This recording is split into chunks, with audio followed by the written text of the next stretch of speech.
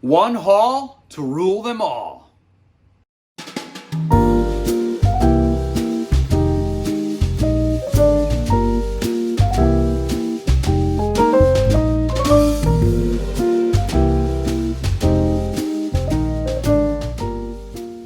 Hey friends, welcome back to the channel. I took a few trips about mighty Chicagoland in search for books and new book dealers. You know, you always got to diversify your sources.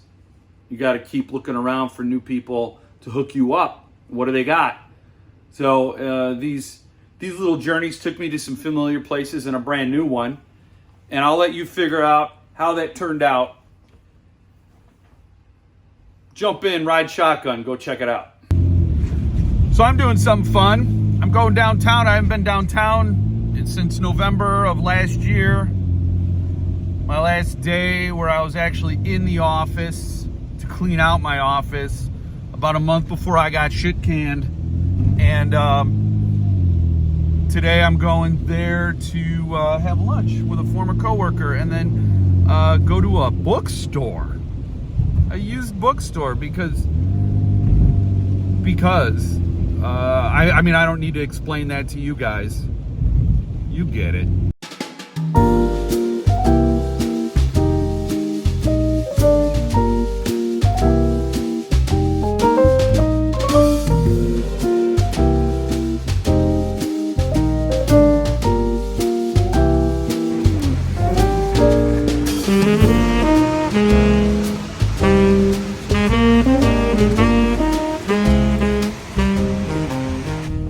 So I've identified a used bookstore in downtown Chicago, and I'm gonna go there. I'm gonna brave the parking. I'm gonna brave the traffic. I'm gonna brave my anxiety and see what this is all about. It's a very well rated bookstore.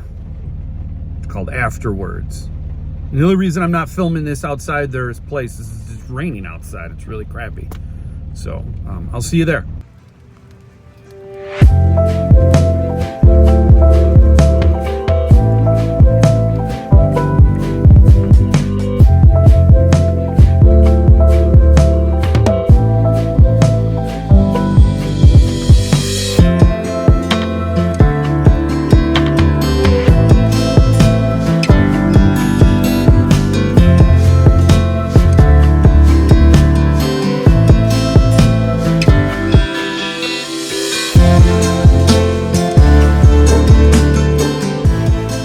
That was a total bust. It was a total bust. The used bookstore, my ass. This tiny horror section. Nothing I wanted. Nothing. They did have more David Wong there than most bookstores, which is cool. But the prices were stupid. And the selection just didn't get me, man. It didn't get me. So, I don't know. All I got was wet. They're actually selling books by the yard so you can color code your shelves, because shouldn't you arrange your books by the cover? I've seen actual booktubers do that, and it makes me wonder, do they like books? So how was it? Yeah, kind of a bust, huh? Well, not entirely. So to lick my wounds and recover from those excursions, I went on eBay. But I did get one thing from Half Price Books. And here I have it all bundled together to show you in one solid chunk. First, of course, we gotta check in with the Magic Duff Bucket. Magic Duff Bucket, what do you have? You have a pup. I believe it's called Pup from Pipeworks. I had one of these before right in front of you guys, I believe. This is a stout. Forgot what kind of stout. It doesn't really matter what kind of stout. It's the kind of stout I'm going to drink because it's the one I'm holding. And it's the one I'm pouring. So I did get one book from Half Price Books, which is why Stephen King's name is in the title. Because at the very least, the consolation prize at Half Price Books is that I'll get a first edition that I don't have already.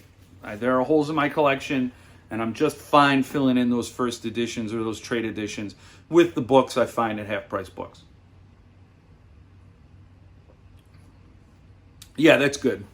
That's good. I like it. So what was that book from Half Price Books? It was The Bazaar of Bad Dreams. I'm a lagger when it comes to getting Stephen King collections.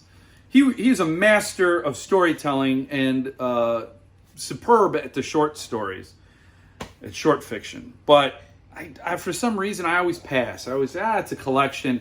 I'll pick it up at a later date. I never get that jazzed. And quite honestly, I haven't been really jazzed with new Stephen King releases that I've read. I still got to read The Institution, and I don't even have Outsiders, so that's another hole I got to fill. And If It Bleeds, I got to read, and Later, and Billy Summers. So I filled in the spot, you know. I made the trip more than just burning gas, which is, you know, super expensive. Then I went to Amazon because producer Jill was doing a little bit of research, and she showed me Ed Lorne on his YouTube channel was talking about this book, and I didn't even know this book was out. So bad on me because I like Chad Lutzke. And so I picked it up.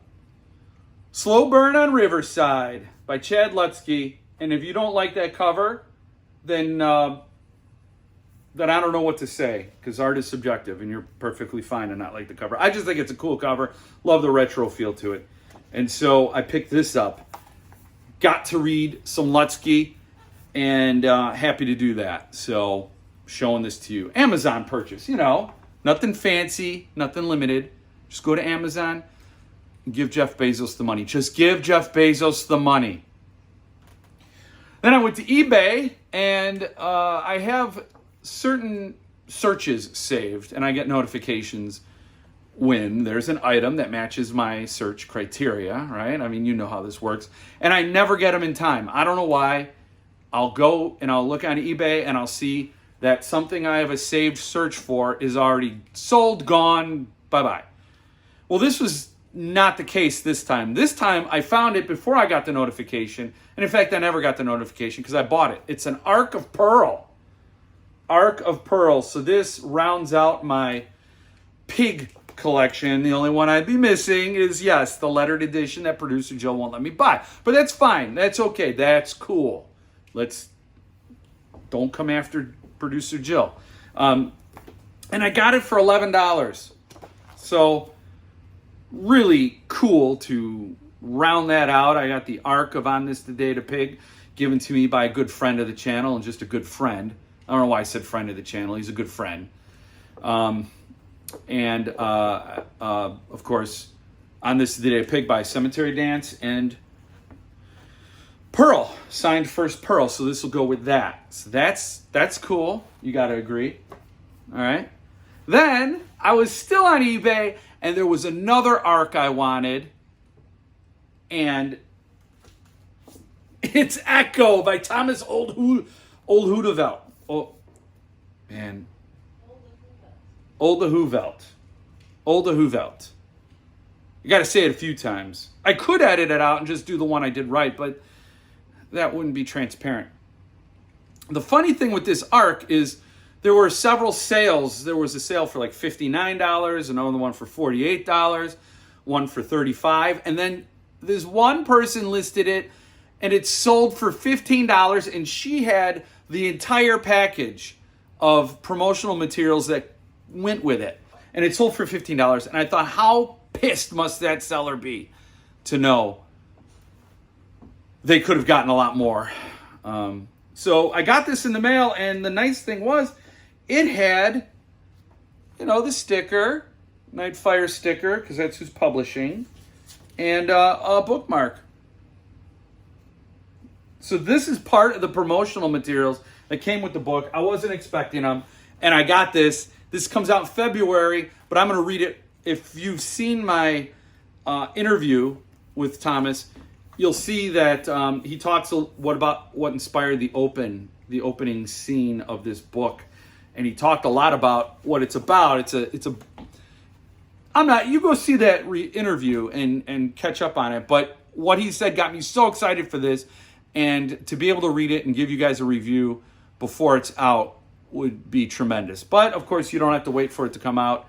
You could pre-order now, because my opinion might not align with yours. Echo. Oh. Then, this wasn't Amazon or eBay, but this was on Facebook's. The Facebooks. You know the Facebooks. The place that put me in jail and won't let me do my lives anymore. This is an anthology that includes a Philip Fracassi story, and producer Jill is a graphic designer, and she loved the cover, so I got a blessing on this. But it has a Philip Fracassi story in it. It has a bunch of authors that I've never read that I'm looking forward to reading, because that's how I discovered Jeff Strand and other authors. Sarah Pinborough. You get a little dose, man. I dig what this author's doing, and then you could, it's a sampler, and it came with some merch, some swag, a sticker. This puppy is illustrated as well. Let me see. I don't know how extensive it's illustrated, but it's a very inexpensive limited edition with art and cool design and a lot to like. And because it's like a Kickstarter backer thing, it had swag that came with it. So I showed you the sticker, but it also came with this groovy. Do people say groovy anymore? Do they? Poster. It's a cool poster. That won't get hung up or anything. It's going to go into a drawer, safe and sound.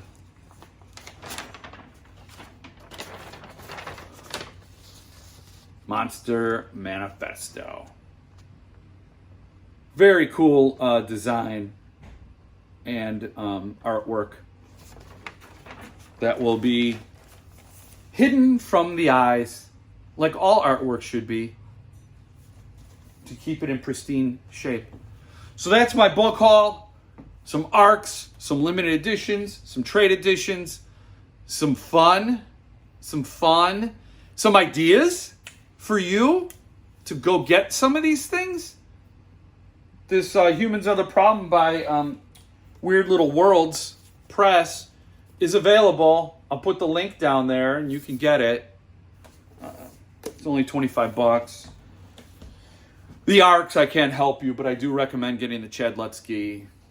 It's a great guy. You know you are, Chad. You know you are.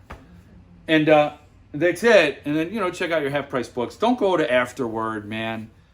That guy at Afterword, when I walked in, dripping wet, I had my mask on, I'm all covered, and I walk in, and the guy behind the counter, in a really rude way, goes, can you take some what is that? What is that stuff? Hand sanitizer. I walk in, he's like, hey, could you hit yourself, get some hand sanitizer before you go touching everything? He said it just like that. Just like, I should have just turned on my heels and went right out. But I was on a mission. I thought, okay, get past the jerk. Maybe there are treasures inside, but there were no treasures. Just overpriced, everyday, run-of-the-mill books, overseen by a jerk. You want to grab some hand sanitizer before you go touching everything? I literally just stepped in, and I said, oh, hi. I was like polite and nice, and man.